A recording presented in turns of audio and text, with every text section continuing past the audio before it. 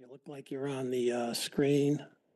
I don't see your faces yet, but I assume you can hear us. There's Jared.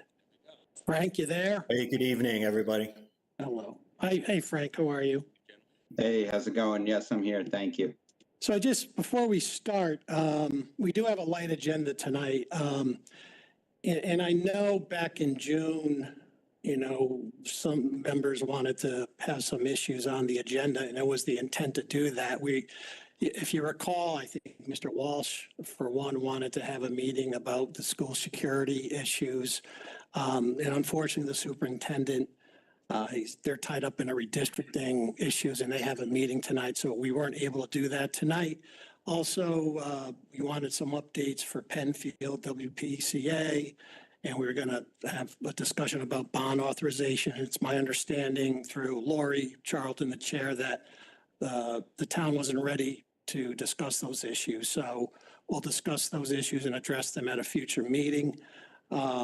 So if we go to item number 3 on the agenda, we have a discuss the budget post-mortem. We do this, I think this is like the second or third, fourth year we've done this. Chris DeWitt's on the budget committee.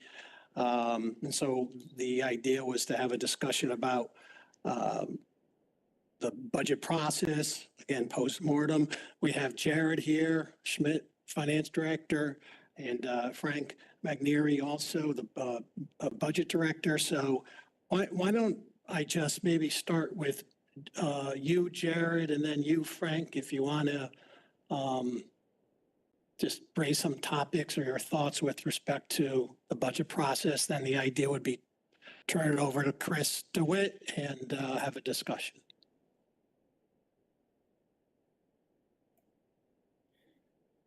I'm going to actually defer to Frank. I don't know that we have, we're going to kind of follow your lead and see what, if you guys had things that you liked or things that you didn't like, things you wanted to do different, then we can react to whatever your feedback is. Okay, thank you. And just note for the record, Mr. Testani has joined us. Hi, Jack. Nice to see you. Frank, do you have anything you wanted to say before we maybe turn it over to Mr. DeWitt? No, same sentiment here. The only comments I would say is that, the budget document to me and the budget process in itself is a continuous improvement. And that's how I try to look at it. So I'm always looking how to make things better. And when I'm looking how to make things better, some of the things I focus on are, as far as data, because I know everybody always wants more information, is the reliability of information and also the repeatability of information, and making it so that we can't just do something in one year, not the next, but we can continue to do it year to year. And also during the budget process, I think there were a lot of things people liked, and I didn't do this, but I wanted to just say thank you to Jared, because if there is something that I want to do, and I express that I think it would be good, he encourages me to look to make the changes, and I think that's very helpful in this. So that's all I have to say. Okay, thank you. So why don't we turn it over to Mr. DeWitt? If you can get us started. Thank you, Mr. Vice Chairman. Good evening. So we met November 1st of last year, and the purpose of our meeting was to give feedback to Frank and Jared and the rest of the administration team as to what we were hoping to see in the next in that next budget cycle. Of course, that was the budget cycle that started in March of this year, right? And I thought we had a good meeting. I've got the notes from that. And what I'll do is, rather than kind of solicit comments about what do you want to see, maybe now we can do a little bit of a, what do we think went well? What do we think didn't go well? And just like Frank said, the best way to improve a process is to have feedback about it and continue to improve. Excuse me. I do want to thank Frank for taking a very proactive stance, even in November of last year when we were having this discussion. Frank had already drafted up a bunch of documents, what he wanted, what he thought was going to be appropriate for us. And I think it was a real, as far as materials, I knew we have vast improvement in the process this year. So so there's 4 topics that I brought up last time, and I'll bring them up again. One is pre-meeting. The second is materials. So the pre-meeting is kind of what do we do up front, right? And how do we proceed through, get updates, in between meetings. Materials, what did we get to use during the budget process? The third was the structure of the meeting. What I mean by that is how many, how long did they go, when did we have them, that kind of thing. And then the last thing was physical versus kind of virtual meeting stuff. And that was who we really wanted to be here. I would say that this last budget season, and you guys can please feel free to, and ladies can feel free to disagree with me. I think it was really the first budget where we were kind of like back in the budget flow. And it was really the first time that we had all these kind of tools at our disposal, Zoom and those kind of things. So I think it might be an interesting discussion to talk about how we felt about department leaders being here versus not being here and like that. So I'll kick it off with the pre-meeting, and I'll make a comment and I'll leave it up to the board to comment. I thought the recommendation of the Google Sheet was a really good improvement. I'd hope to see that moving forward for this board. I know I submitted some comments. They were responded to fairly quickly. And the nice thing about it, and I hadn't thought about this, was, I asked a question like in the first week, and then the 5th week, I'm like, oh, geez, did I ask that question? And I went back and looked at it. So it was available. Being the fact that it was online was very helpful. And then the only other comment I wanted to make was the one thing that we had talked about and just didn't manifest itself was in an attempt to make the meetings a little bit shorter and kind of cut out a day here. We thought that it would be better if we could do maybe a combined budget message with the first select person or a combined presentation with the Board of Ed superintendent. I think the Board of Ed superintendent did happen. So I still think there's maybe a little bit of improvement to be had with the first select person's message. But other than that, I'll open it up to the board through Mr. Mottola for any comments on the pre-meeting stuff. Anybody have any comments on the pre-meeting topic? I would just echo that the Google Sheet was excellent. Do we call it a Google Sheet or Google Doc, whatever you call it? It was really helpful for me too. Google Sheet is what I had written. Okay. Mr. Walsh, nice to see you. How are you? Thank you. Hope you enjoyed your summer, John. It was pretty good. Good to see you. Okay, so pre-meeting we've discussed. Anything else? Go ahead, Mr. DeWitt, the next. Okay, all right. So Jim, we're walking through the kind of just comments on the budget process through a couple of different topics. Materials. So second one is materials, and that is why I categorize as what we get to use during the budget process. The book, any updates, did we get paper, did we get emails? I know some people had said, I'd like to have the book in a 3-ring binder. I think did we have it in a 3-ring binder? We did. So as far as I'm concerned, the book was good. I thought the budget narratives were much improved from previous years. Again, one of the things that we had talked about in November was we didn't want the budget narrative to just say the police department 24 hours a day protects Fairfield. What is the purpose of this budget this year? Like we're thinking about buying 50 cars or, so I thought the narratives went a long way to describing the overall budget rather than just a canned kind of statement. And that's all I really had in regards to materials. Anyone else have any comments? Yeah, Mr. Curley? Thank you, John. First off, I want to say, Chris, thank you for all your work coordinating all this stuff on behalf of the board. I know you've done it for a number of years, and certainly we are better for your efforts. So thank you. And also want to thank both Frank and Jarrett. Obviously, you have to deliver on some of these things that Chris has been describing, but having gone through the budget process a couple of times now, I will agree that this past year was much improved from the year before. Not to say that there's not always room for improvement, so I appreciate your comments, Frank, about, it's a continuous process, right? It's an evolution more than anything. But overall, I thought it was great. I agree that the Google Sheet for Q&A in advance was really helpful to make our meetings more efficient.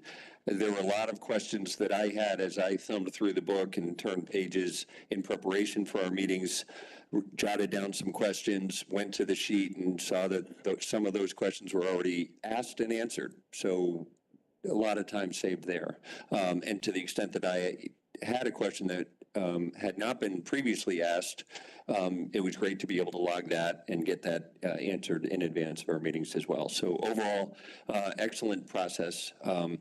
I did think that one of the shortcomings to the process, at least from the perspective of the public, is that while we often referenced the Google Sheets, they weren't often brought into our meetings directly. And so therefore, someone who is attending one of our meetings or listening in or watching didn't necessarily get the benefit of that unless they followed a link somewhere, which may have been more obscure to track down or follow.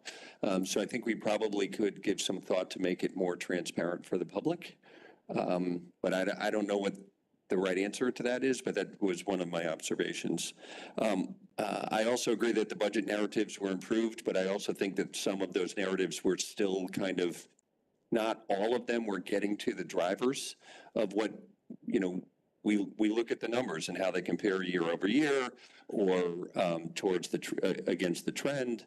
And some of these things naturally pop out and some of the narratives address those drivers, others did not.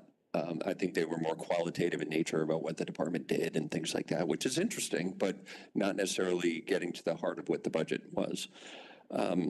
So overall, I thought it was excellent. Appreciated the efforts. The one note that I did have in my book that I wanted to share in terms of a potential process improvement is that we do have a number of departments that are both obviously they all incur expense, but some generate revenue. And oftentimes we were flipping between revenues and expenses and kind of talking about the two sides of the equation. But one thing I thought would be really helpful and something to consider is that to the extent that there is both a revenue and expense side to the story to show what the net result on the town is. Is this a department that's in the black, in the red? There may be some departments that are by definition going to be in the red, and that's okay. But I do think to the extent that a department is in a surplus or deficit, that's an interesting bit of information. And I think to the extent that we perhaps create a summary sheet that shows these departments in particular and whether they are net positive or net negative, a historical trend going back 2 or 3 or 4 years would be helpful, because if we were to generate that type of summary, it may be that one department is in the red and it always has been and it always will be, and that's just how it operates, and that's how a town operates, and we want to be able to accept that. But there may be other departments that were in the black a couple of years ago and now are in the red, and that may be a discussion point. So wanted to throw that out as a potential process improvement to understand it's not just about the revenues year over year or expenses year over year, but certainly for those departments that are potentially running a surplus or possibly in a deficit, it's good to look at that on a net basis. So I'll leave it at that. Thank you. And I can, Mr. Mottola, can I just comment on that? Yes, go ahead. I'm actually going to try to share my screen. So I did update I did use a new program after we finished the budget just to work on something that would be better for incorporating the book. And, you know, part of making some of those changes, and I'm just sharing my Chrome, is with the town clerk. I incorporated what your suggestion is, Mr. Curley, which is to, I noticed also that a lot of people were going in between pages. And so, for example, one of the changes that I thought would be helpful would be to put the revenue and the expense in the same department. So you can see here the revenue for the town clerk, and there you can see their expenditures. And you can see here in the case of the town clerk, which I'm sure is no surprise to anybody because of conveyance taxes, you can see clearly here that you know, their revenues well exceeded their expense, at least for this department. And for any department that has revenue, this is what their page will look like. So That's great, Frank.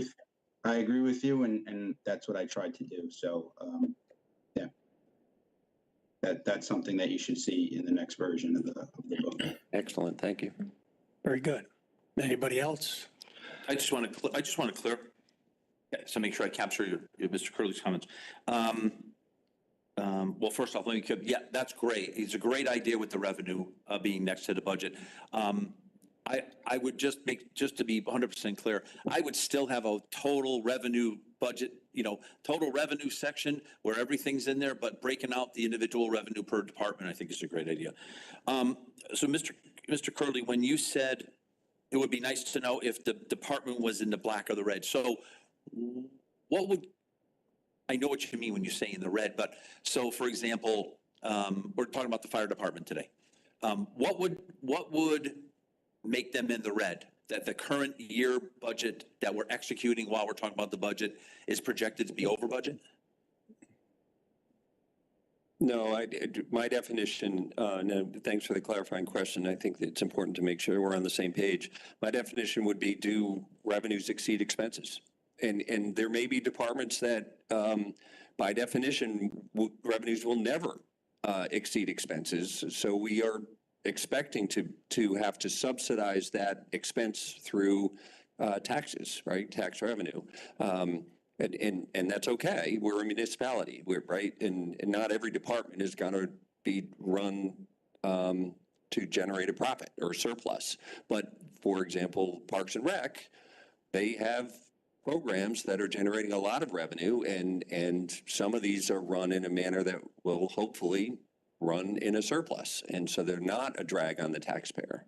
Another one, and really the one that jumped out to me last year was with respect to the WPCA, and that one where we had, I don't have my budget book with me, but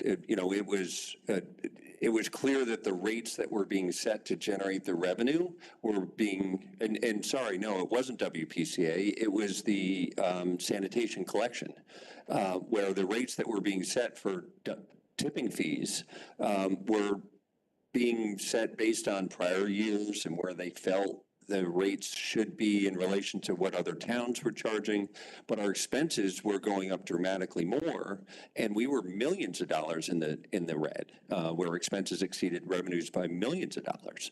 So I think if we look back 5 years, would we see the same type of imbalance? And that maybe, but I think it would be interesting to know that, boy, between recycling and tipping fees, we were at break even 3 or 4 years ago, and now we're significantly in a deficit position. So I think those are the type of things that can really tell a story, but it's really just a question of revenues versus expenses for the department. Yeah, that's interesting, because I had not thought about it that way. But I mean, and Jared can answer this a lot better than I, and Frank too. Except for the self-sufficient, what is it, the fire training and the WPCA, right? Mechanically, none of the departments fund themselves, right? They're completely funded by taxpayers, and then that revenue goes to kind of the bottom line. That's correct, right, Jared? Yeah, the only other one I would add to that, although it's not was set up knowing this, is the ECC That is split off as a different fund, but there's also a decent amount of general fund support there. Yeah. Yeah.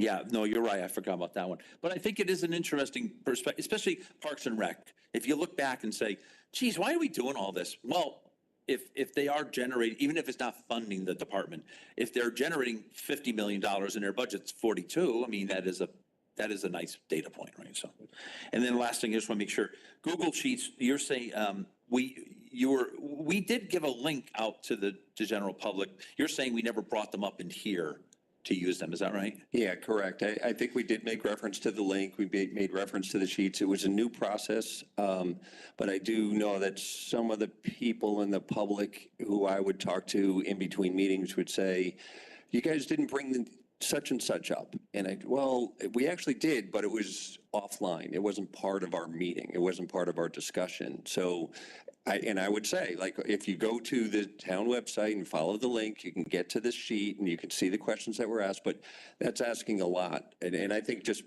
bringing something, even if it's just brought into the backup for a meeting that could be available, a little bit easier access would be an improvement. Yeah, keeping in mind that the Google Sheets were intended to give us background information, so we didn't have to spend an hour here saying, asking the questions that we could, so maybe visibility of the Google Sheets. Yeah, and it could be as simple as, for the public record, we had between our last meeting and this meeting, there were 24 questions asked. They covered these topics and the answers were blah, blah, blah. And it's not a discussion or deliberation or debate. It's really just information sharing. We just announced at the beginning of the meeting where to look for it. So. Okay, great. Did you have something, Mr. Yes. Walsh? Yeah, and I hear what you're saying. I just don't really know what the goal is, since most of the departments were not trying to run on an operational profit basis or even a break-even basis. I wouldn't want the police to feel that they should start pulling over 5,000 more vehicles in our town because they can, because everyone rolls through a stop sign just to make more money, because a lot of that's determined by the state of Connecticut fees. There's so many state of Connecticut fees that are whatever. Same thing with the solid waste and recycling. I hear you and I understand. I think we got explained it was explained to us why the numbers have changed because of the recycling program. Or I say the non-recycling program, because it's actually better if people don't recycle anything. It's better off to take all your plastic and throw it in your garbage can, and to bring it down to Willebrator or wherever that is, and it gets burned and it turns into steam and they generate electricity off of it, as opposed to the cost it costs the town of Fairfield on that recycling. So I think that if we think that's really kind of what we want to do, we as a Board of Finance should sit there maybe for a night and say, what department specifically are we trying to either break even on or even turn a profit on? I mean, I don't think it's fair that the tax collector's department has all their revenue of taxes that people pay. But I just think that we should probably split that out and maybe make it a priority of what we think that we can, I guess, break even on or raise more revenue so that departments are not in the red, because we're really a service provider. That's what we really are. I mean, and those services come with costs. And yes, do we get revenue? But who determines what the revenue is? Who determines whether, the zoning fee should go up because maybe we're trying to cover the cost of the zoning department or the building department or conservation. And, we're also trying to be competitive, I guess, against other towns. So, I think it's a worthy endeavor, but I think that we could limit it to a certain number of what we would all think would clearly rec programs. We've tried to get to a point, if it's not breaking even, why are we supplying the service? Especially if private organizations are supplying the same service at maybe a better price. So I don't know. I think it's an interesting thing, but I think maybe we should have a meeting about it.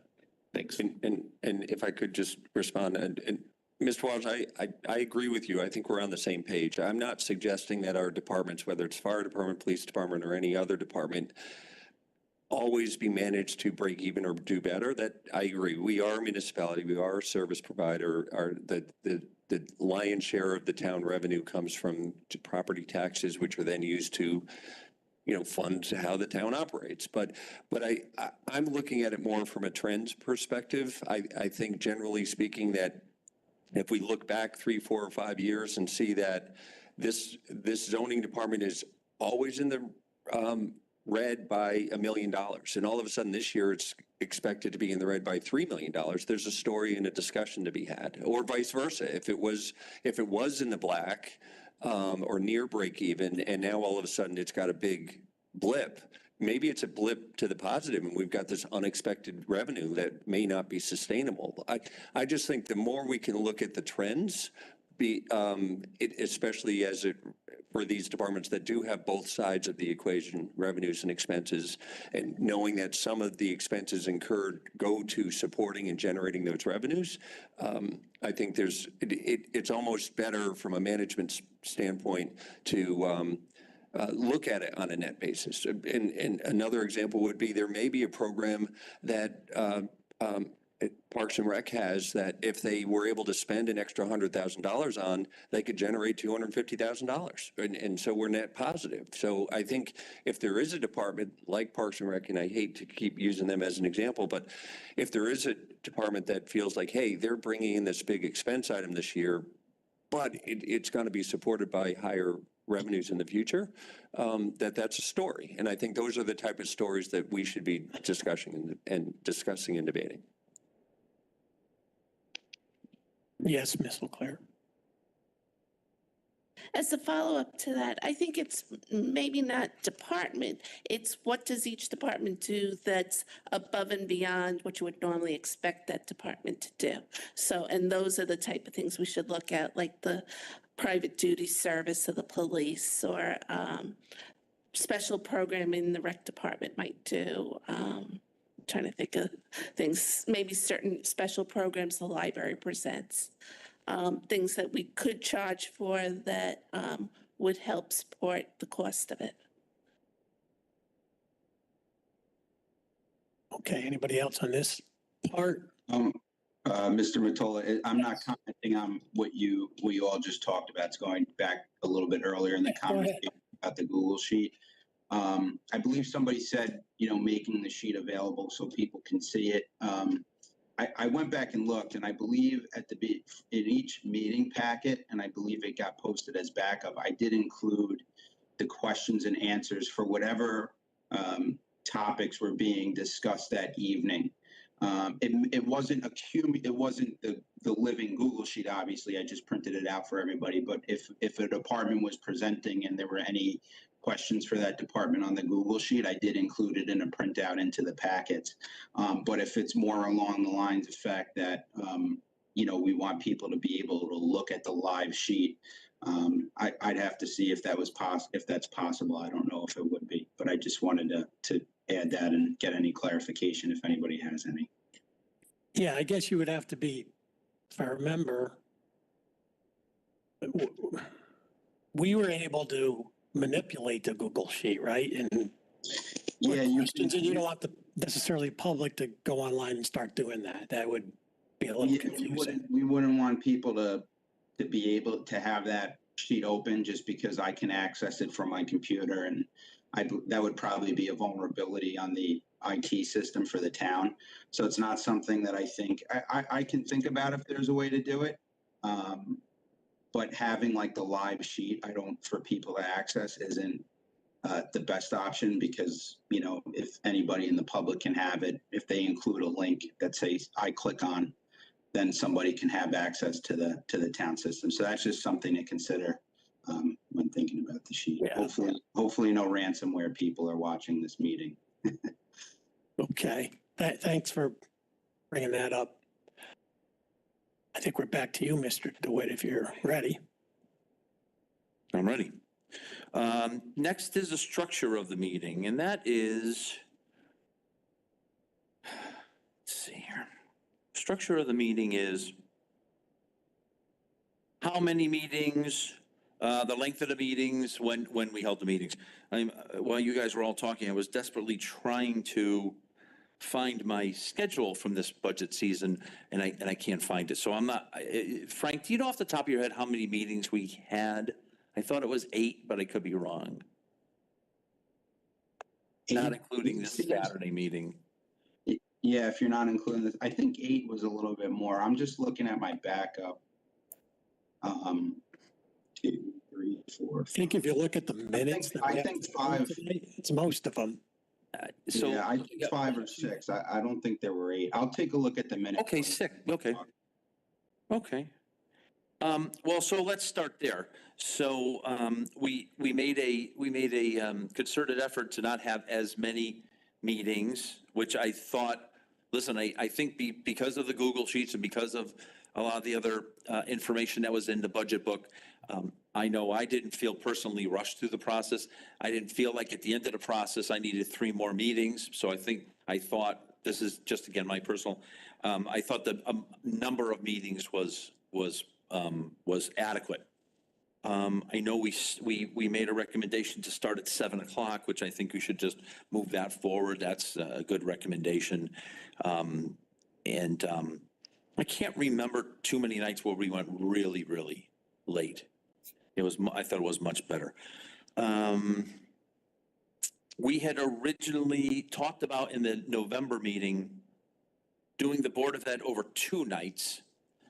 We did not execute that way. I kind of would be interested to hear from everyone. I was not here for the Board of Ed meeting. I did watch the whole meeting, but I didn't think that there was another night needed. So I'll throw it out to the body.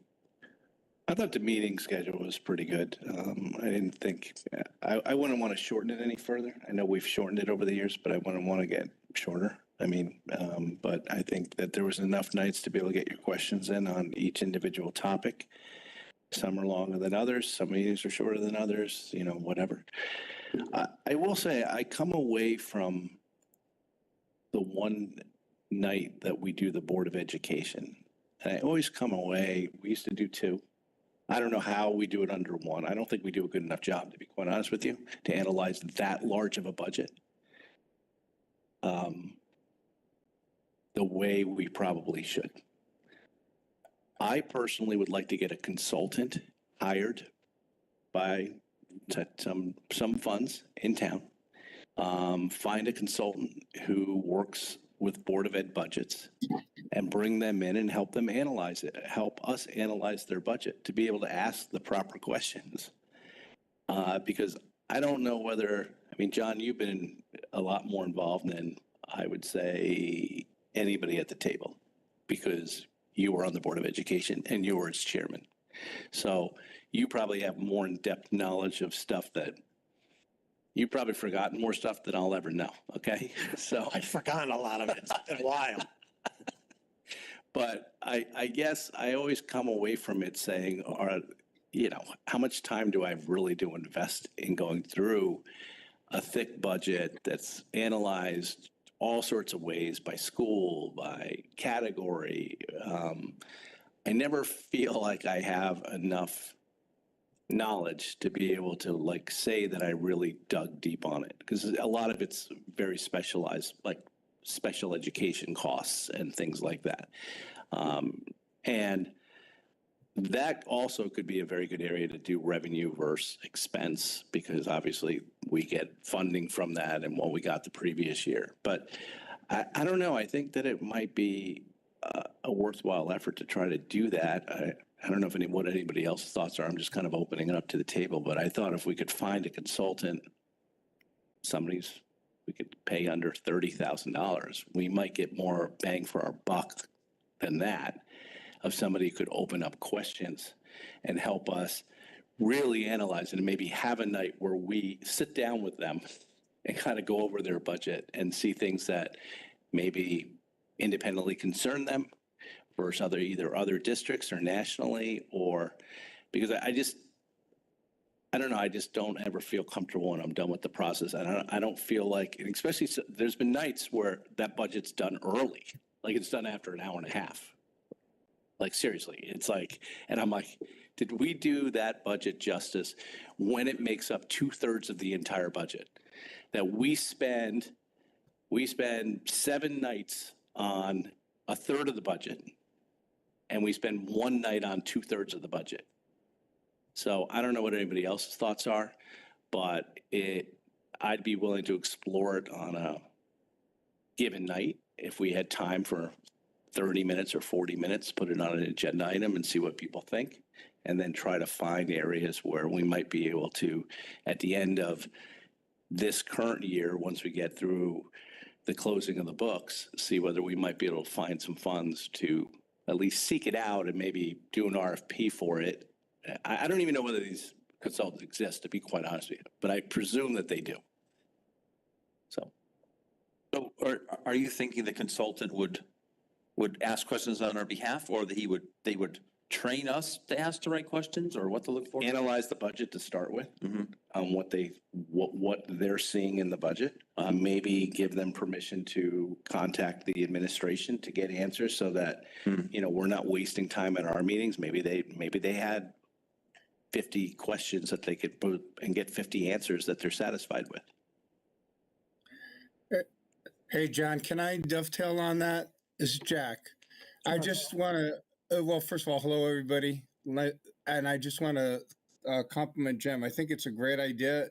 And perhaps Frank and or Jared can find out for us, A, what's available, B, if there's potentially even a grant of some kind that the town would qualify for if we hired such a consultant. Because I found for myself, as Jim alluded to, by looking through each line item that one night, like we would any other department, like there just wasn't enough time to really dissect it, comprehend it, figure out what was the more relevant question and which wasn't. And I think a way to help organize, streamline, and factualize what we're all considering in 2/3 of the town budget, as Jim was saying, would be, I think, definitely beneficial for sure. Okay. Not to give you more work, Frank or Jared, but might be worth looking into. No, I mean, it's something that we can research and see what kind of consultants are out there, and what they're, obviously have to pay attention to what their purpose is, or what their goal is, and what our goal is. And but we can see what's out there. Yeah, maybe benchmarking, Jared. Find out what another town, our size, comparable, if they use any kind of consultant to evaluate their Board of Ed budget and who they've used, and if it is potential eligibility for a grant of some, like I was alluding to. Yeah, we'll start looking into it. I have the action, so I'll put out the meeting minutes and. Okay. Thanks. I'll put out I'm going to treat this like a budget committee meeting, if you will, and I'll generate minutes. So Prue, I can give you my minutes, and then maybe you can just add it to these minutes. Okay. Thank you. And I just want to be clear, I'm not saying that we find somebody from like Kansas City and they come here and they're like, we're trying to duplicate what's happening in some suburban town outside of Kansas City, because our needs and what our community wants may be higher than what that other community is seeking. What I'm trying to say is I'm just trying to look for somebody who has, maybe as a consultant or has had a job of analyzing education budgets to help us drill down a little bit and explain the budget a little bit better to us and find out what questions they would ask, as opposed to what we would just by spending our own time doing. So that's the point. So, Okay. Jared and through you, Mr. Vice Chairman, if Jared and Frank, to the extent that you could find something and we could just have a discussion one night after you've had some time to maybe Google this, I presume, or talk to CCM or whoever you need to talk to about this, whether seeing any other communities in Connecticut do this, I don't know. Thank you. Thank you. Mr. DeWitt? Yeah, one other topic we had in the structure of meeting was we did not want to spend precious budget time getting an overview of the department. So economic development was always something we heard Mr. Barnhart once a year, and we grilled him because we were just hungry for data.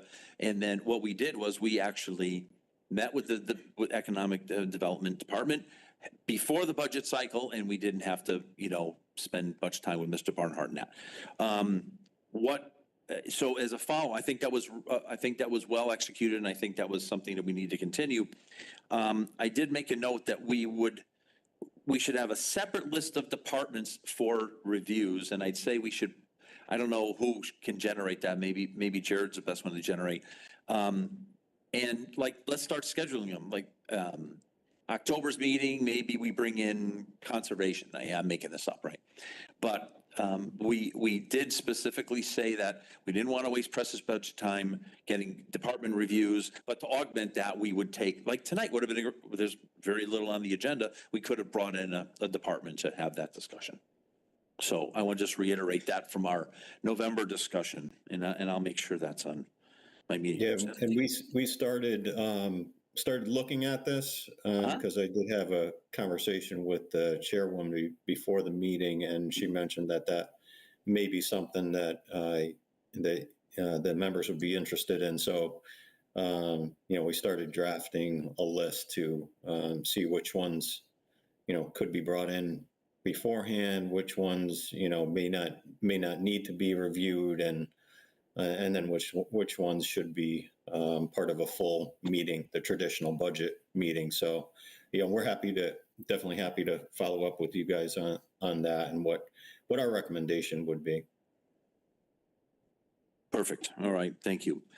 The next topic and the last topic was physical meeting. So, we went into this last budget season kind of on the heels of COVID. COVID was ending.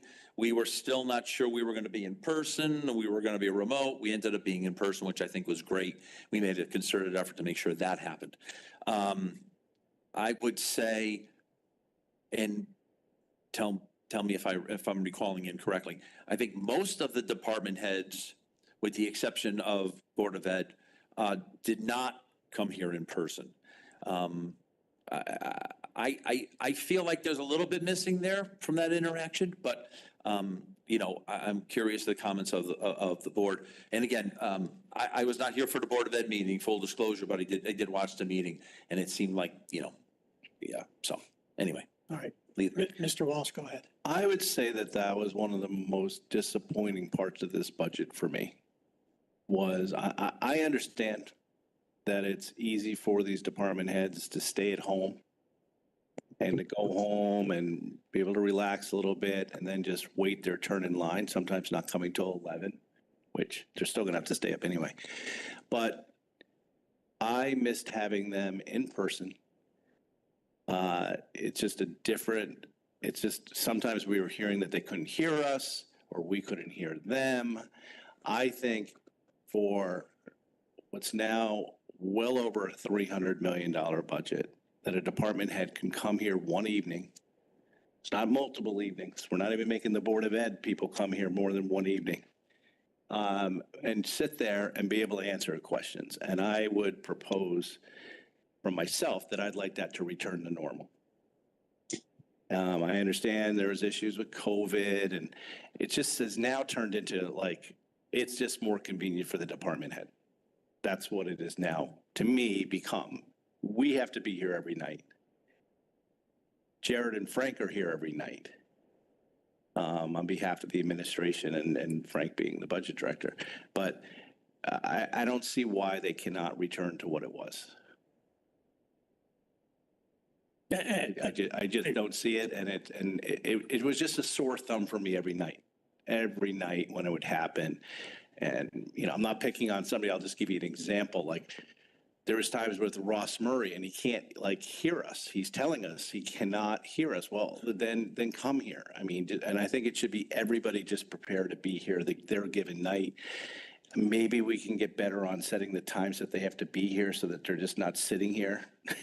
We'll get a little better with that. So maybe they could go out to dinner or stay in their office or do whatever they want. But it's just, I found it annoying, to be quite honest with you. And I think that we should have just like every other meeting, people should have to come and fight for what they want and explain their budget. Yeah, I mean, I would agree with that. I don't think that's an unreasonable ask. One night a year, basically. That's it. And maybe we can do a better job. I do feel for somebody if we don't reach them until 11:15 at night. So we need to do a better job scheduling it. If it really means we had 5 meetings last year, if it means one more meeting, just whether we need to do that. And if somebody has to get, I know their salary, but if somebody has to get a stipend to be here or something else like that to make them feel better, that they're going at 11 o'clock, I get it. I get it. Or buy them dinner beforehand. There should be, we could work through individual issues, but I think we need them here. And I think it's been very valuable in the past for them to be here. Okay, anybody else in that? I agree with Mr. Walsh. It's, maybe it's just all the years of having to be here and having to, listen in person, but yeah, I mean, let me just talk about a positive. I like the process for like the, not-for-profits, for example. I think that's a great use of that tool for that. I think it was good for, even though I don't think the public really utilized it too much, but I think it would be a good use of a good tool for the public. I've always been of the mindset that if you're really adamant about something, you really want to complain about something, just sit in the back of the room, wait your turn, and then come up here and give us a face-to-face. So I'm willing to defer that kind of stuff to the video. But I would say, I think the budget committee would recommend that the department heads be here in person. And if there's some real reason that they can't make it in last minute, we can always default to the tool. Yeah, I agree. I also think that department heads that we think we're going to go through very quickly, we should take those and put them right at the front and just like not make somebody wait here to talk to you for 2 minutes, so, and larger ones like Public Works or something be put later in the evening, just so that we can clear as many people out and be as respectful as we can. Go ahead. Yep. I have a slightly different view, but I respect the points that were made. I do agree that in person is always better. But my day job is connecting with people all around the country, and we use WebEx for 4, 5, 6 hours a day, and it's like this, and it works. But I think it works when the technology is set up correctly. I think when COVID hit us, we were not unique, but nobody was prepared for going remote, and there was a lot of discussion about creating this hybrid technology. And now I see tonight we have a new screen. It sounds like we have better audio, different cameras. So it looks like it's the technology is catching up with the need. So I think many of the frustrations that I think we all felt were a function of just not being technologically set up appropriately. But if we do have the technology, I think it does lend itself to being more flexible. Having said that, I do agree that anytime we can meet in person, it's always better in person. So. Okay, anybody else? Go ahead, Ms. Claire. I agree. I have kind of mixed feelings on it. I think the presentations, you always get a better presentation when it's in person and you can have a better conversation. I also found that with work, I could work up until 2 minutes before our meeting started and not miss a meeting because I had a lot of work to do. So I really appreciated being able to have that option. So I see how it benefits us as well. Yeah, and I agree with that. I think let's be fair about this and honest, there's a distinction between us going to 5 or 6 or 7 meetings, and maybe at one meeting we need to be remote, compared to a department head who's only here once. I think that's the distinction. So I don't think we want to get away from this technology. I think it's great. It's very helpful. It's helpful for us. I mean, it's allowed us to come to meetings that otherwise we wouldn't be able to attend.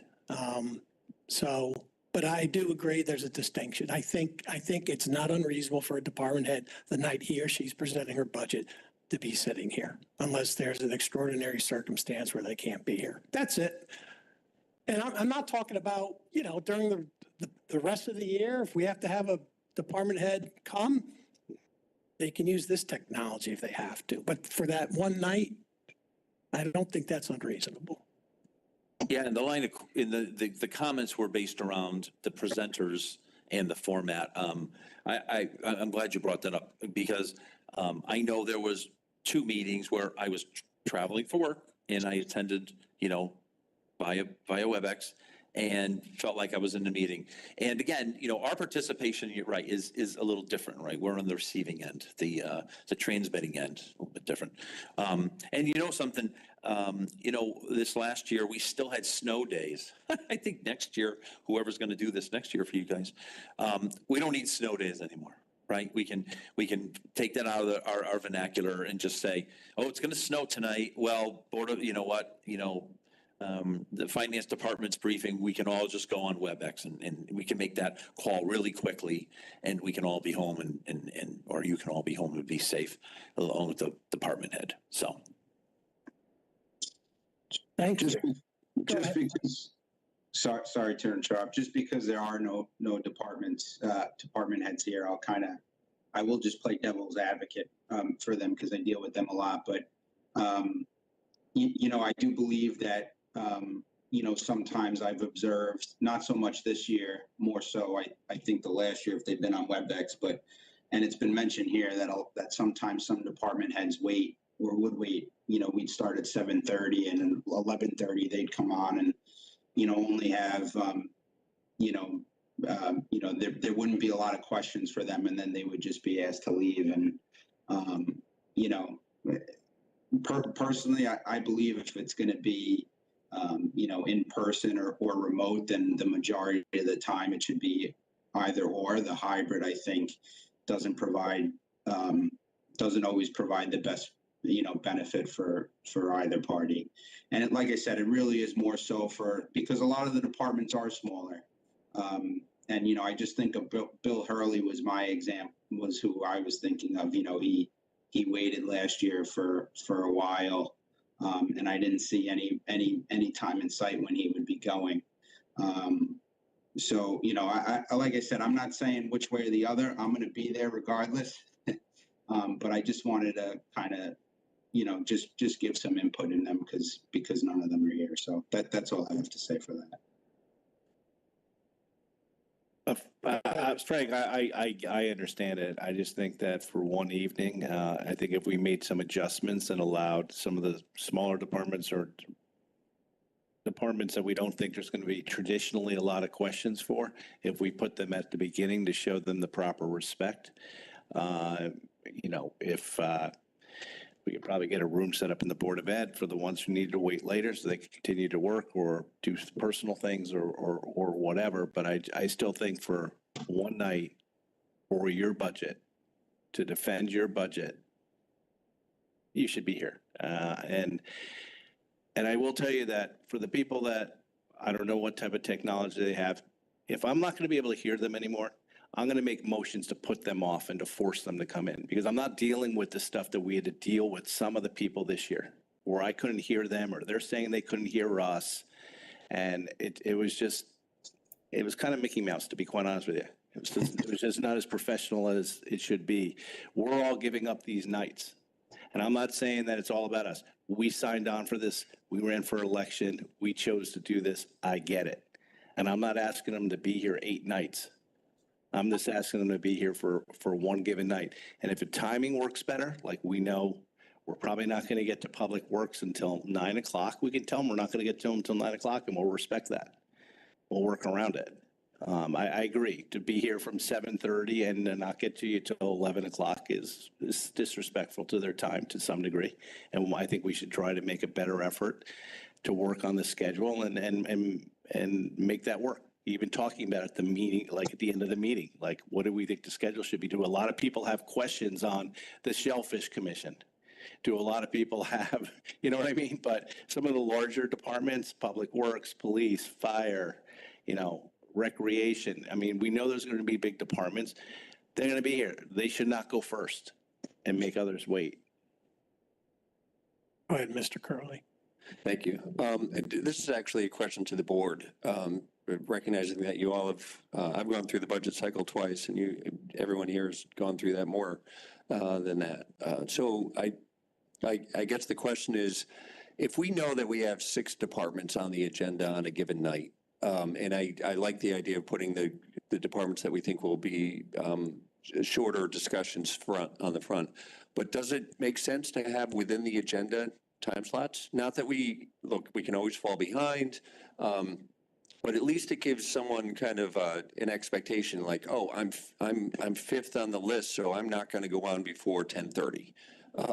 And as we're going through our meetings, we can actually, using this technology, say that, you know, we are 15 minutes behind schedule, and we could have it posted right on the bottom of this screen. I know that in my day job, we've got a investment committee where we'll take multiple potential investments that get discussed on an agenda, and each one is given a certain amount of time to discuss. And if one is running over, we notice it on the bottom, so that if the team that's presenting investment number 3 sees that they're already behind, they're going to, you know, jump in a little bit later.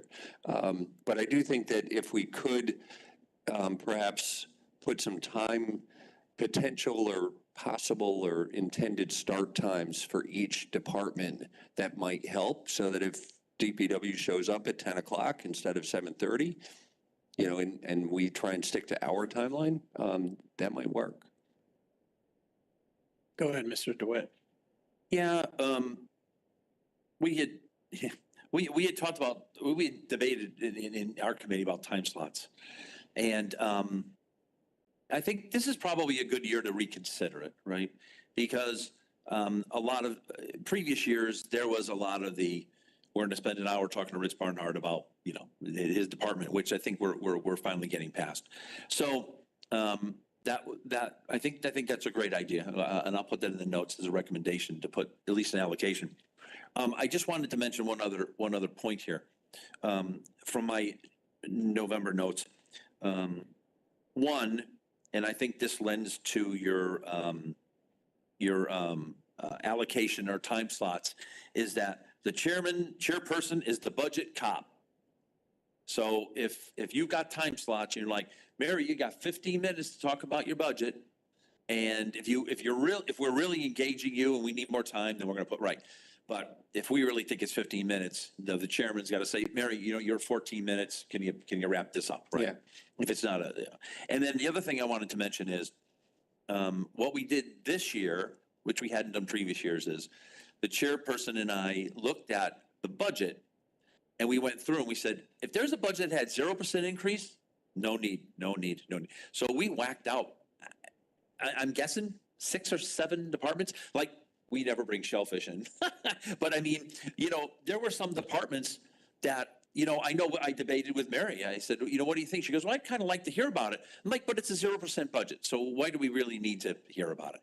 So we did give up a little bit of that, you know, in trying to keep the time as short as possible, and in the meeting, the days of meetings as short as possible.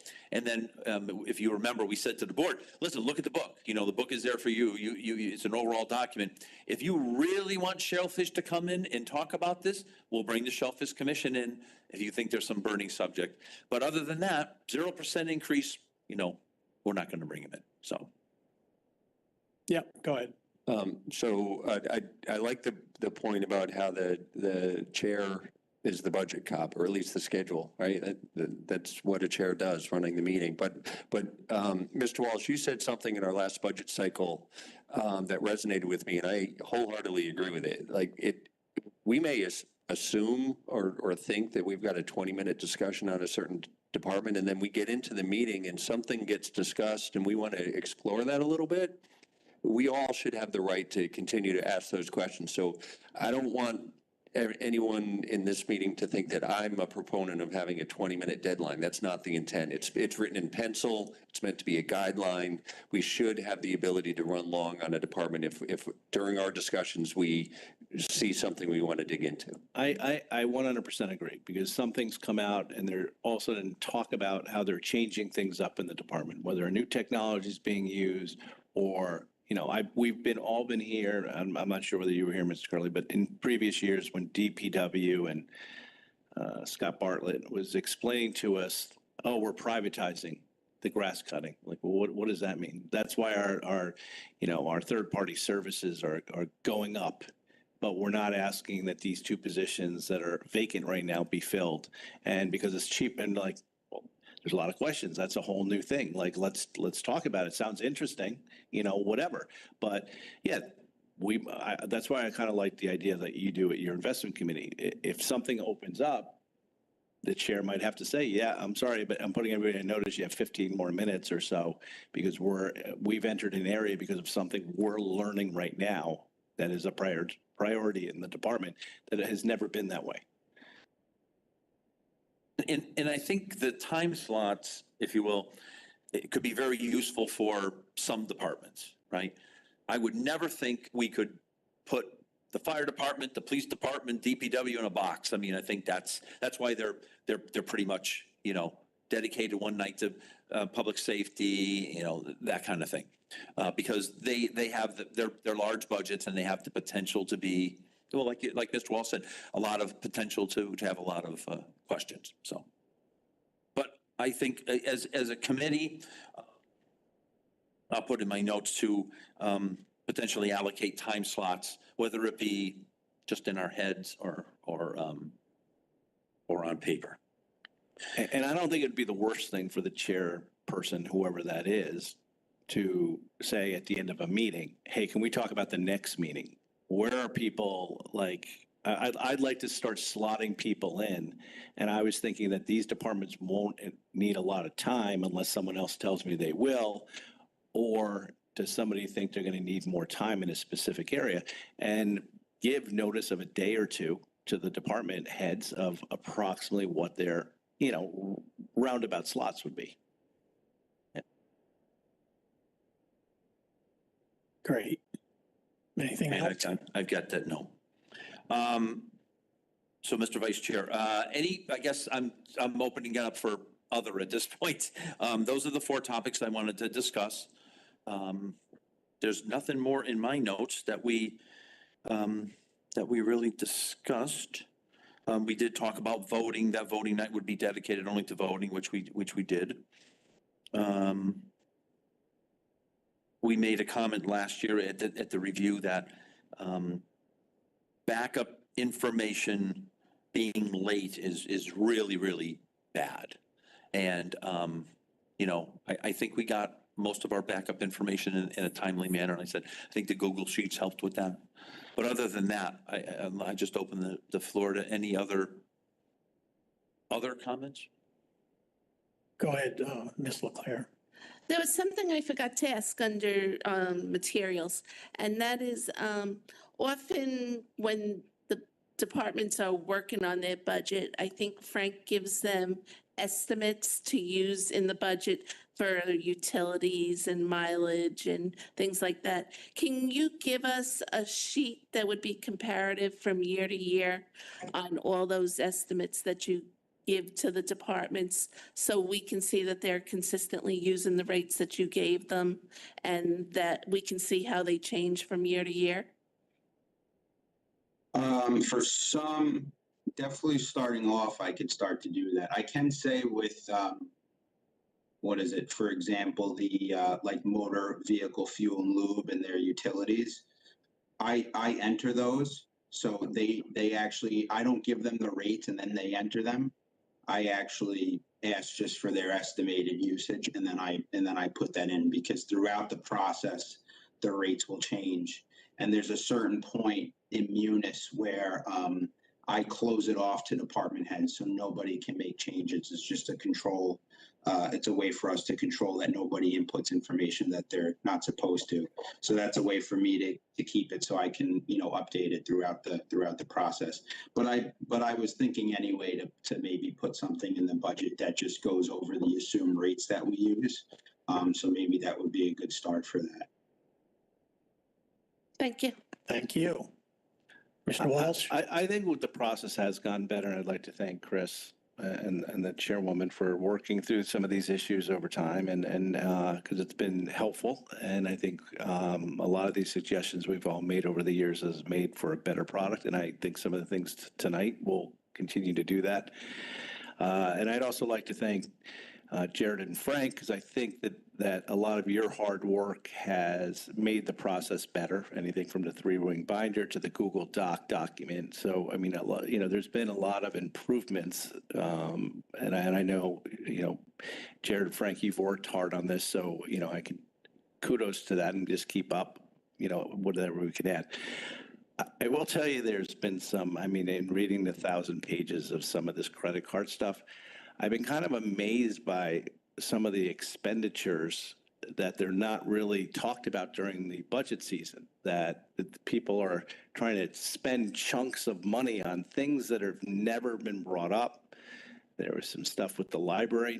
We never heard any of that during the budget about things that they want to purchase and loan out to people. Like we've got to get better on that kind of stuff. Like we should not be waking up and reading a report later in the year and realizing there's a whole section of a budget that someone's never talked about, or some new thing. So I don't know how the administration can do a better trying to get the department heads to say what they really want to spend the money on. There's stuff in the fire department that I was surprised to see on there. Like clearly you must have known that you wanted to spend money in this area, but why are we learning about it only because it's hitting a credit card? I don't understand. Like, if that investigation wasn't done, we'd probably never know about it. So I don't know how to get to the bottom of some of that stuff, because it'd be nice in messages that they would. Some of this stuff almost seems like capital expenditures to me, to be honest. So I'm questioning whether some of these are capital expenditures. So that some of these departments just think that, oh, well, we have this money, this chunk of money in this area, but we're really planning on spending it on X, Y, Z, something completely different. So, I don't know whether you guys noticed that as well as you went through some of these reports, but you were sitting there during the meetings as I have. I never heard about the library having this plan where they're going to purchase drills and screwdrivers and all sorts of other things and metal detectors. And we're going to have a loan out program for the town now. Where was that discussion that night? I know where it was. It never happened. Yeah, right. But it was clearly a priority of the department.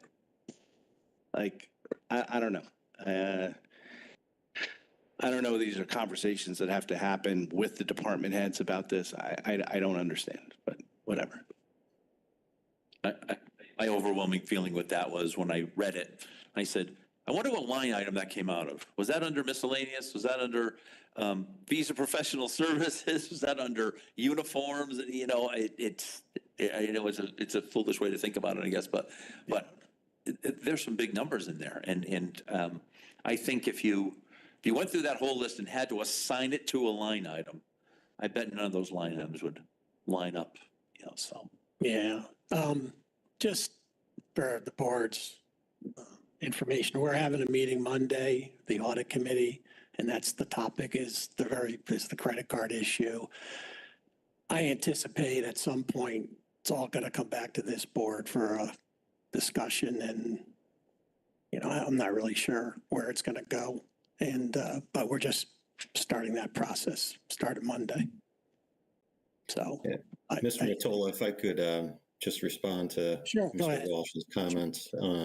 We're happy to. I think most of the expenditures that we saw on the credit cards were, some were more in areas than we wanted to see, and some were related to donations, and so they run the gamut. If there are, and I know you mentioned the library program. to start purchasing things to be loaned out. I'll say from our standpoint, from my standpoint, I was surprised as you were when I first saw that. And that will be something that we have a discussion about when we bring those department heads in, if there are programs like that. Overall, I didn't see a whole lot in those reports that was not expected, but like the new library program, if you think of any other things that you're seeing in there that stick out, that you weren't anticipating, weren't expecting to see, definitely let us know, and we're happy to either offer an explanation for why it's there, but I think in most cases the money that's in the budget was for those things that were purchased, and there was a lot of backup, and I think the HR director did a good job in just teasing out what, with the ones that didn't have good explanations with them from the beginning, to go back at them, and I also did in some cases to go back at them and to understand the rationale for each of them, and that is how we came to the understanding of what's happening, the program in the library as well. I would just like to respond, Jared. If I came across as saying that there's a lot, I didn't. I agree with you that most of the stuff was spent the way it seemed to be, that it was supposed to be spent. I'm not trying to make a bigger deal on that than it is. It was just a couple of them that just screamed out, and that was like the library one to me was one of them, because we talked about their materials, and what they wanted to spend, and asked what percentages they plan on, what direction do you plan on going, and how do you want to spend your money? And we got down to the DVD level, and we talked about stuff, but I don't remember this whole loaner program and what was going to be on it ever being brought up. But to them, they seemed like they wanted to go down that road. I'm not saying that they shouldn't do it. I just think that there should be a better explanation by the department heads when you're doing a brand new program like that. So we can make a determination of, we don't really want to do that. Or I don't want to do it for XYZ, or I don't think that's whatever. That's what the town bodies are there for, to be able to vote up or down on certain things. So, but I don't want to seem like, that there was a lot of that. There wasn't a lot of it. It was just, there was a couple of select things that, I was just like, that's interesting. I don't remember that being talked about during the budget season. But I'm sure the administration sounds like you guys were reading the same report, saying the same thing. So that's it. Thank you. Okay. Thank you, everyone. Anything else, Mr. DeWitt? Mr. Vice Chairman, I give you your meeting back. This is my last official budget committee meeting ever. Well, Wow. thank you. Can I be a paid consultant, maybe? That's what I was just gonna say. Maybe we'll bring it back as a consultant. I can figure out how to take credit cards, I guess. That's right. So listen, I also want to thank you very much for doing this over the years. It's tremendous help for this board, and you've done a great job. So thank you very much, Mr. DeWitt. You're going to get a lot of kudos the next month and a half. Well deserved. And Thank you. Jared and Frank, thank you for your time on this too. It's much appreciated. So if we don't have anything else, we can move on to the next topic, which is we have to approve a bunch of minutes. And I think the best way to do it is just to go through each one and do a separate motion, because I think at some time, some of us are here, maybe one or two missed the meeting. So if you'll indulge me, let's do it that way. So I entertain a motion to consider and act upon the draft minutes for March 14th, 2023. Someone make a motion. Mr. DeWitt, seconded by Mr. Curley. Is there any discussion on it?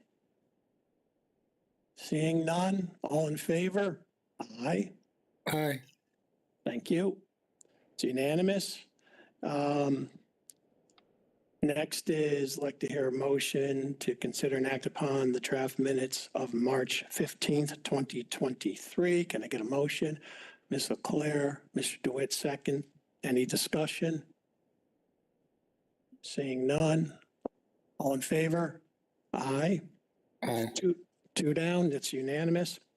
Next is to hear and consider and act upon the draft minutes of the March 22nd, 2023 meeting. Motion, please. Mr. Walsh, seconded by Mr. DeWitt. Any discussion? Seeing none. All in favor? Aye. It's unanimous. Aye. Thank you. Next is to hear and consider and act upon the draft minutes of March 25th, 2023. Motion, please.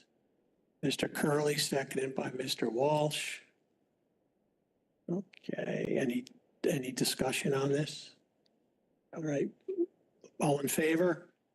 Aye. Aye. Unanimous. No. Oh, I'm sorry. Ms. Leclerc abstained. Next is March 27th, 2023, to hear and consider and act upon the draft minutes for March 27th, 2023. Entertain a motion. Mr. Walsh, seconded by Mr. Curley. Discussion. Seeing none. All in favor? Aye. Aye. Unanimous. Next is to hear and consider and act upon the draft minutes for March 30th, 2023. Motion, please. Mr. Curley, seconded by Ms. Leclerc. Any discussion? Seeing none, all in favor? Aye. Three more.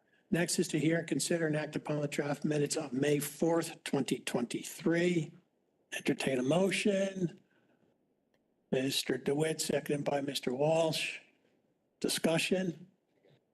Go ahead. I was just curious, were you late for this meeting? It says 9 PM next to your name.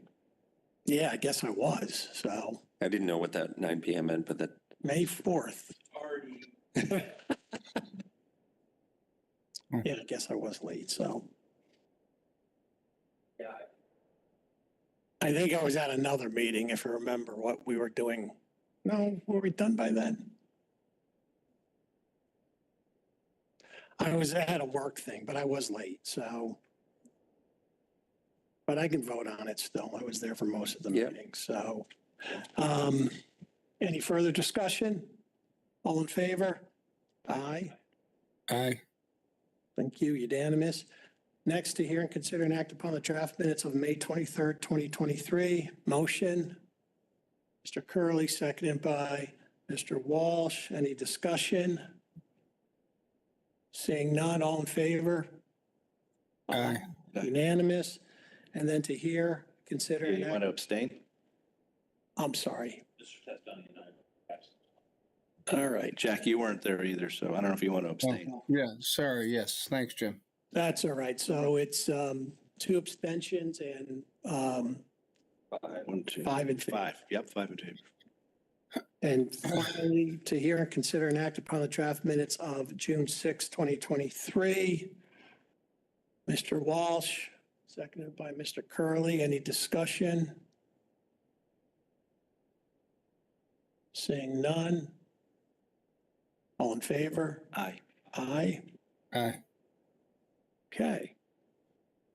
Okay. 5 is to hear and consider and act upon any communications. Jared, do you have anything for us?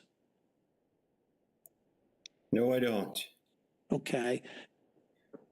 Before we leave, the chair wanted me just to remind everyone. Pull it up real quick.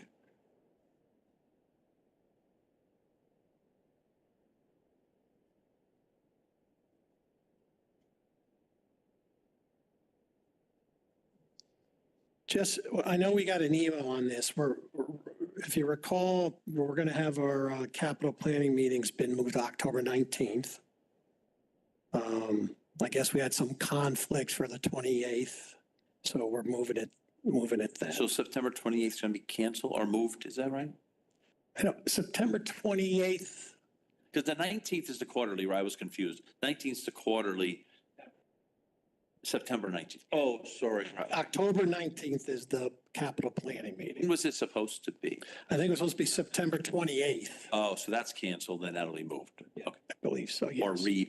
right, okay, got it. It's my understanding, so. Jared, that's what you have too. I just want to make sure you're going to be there.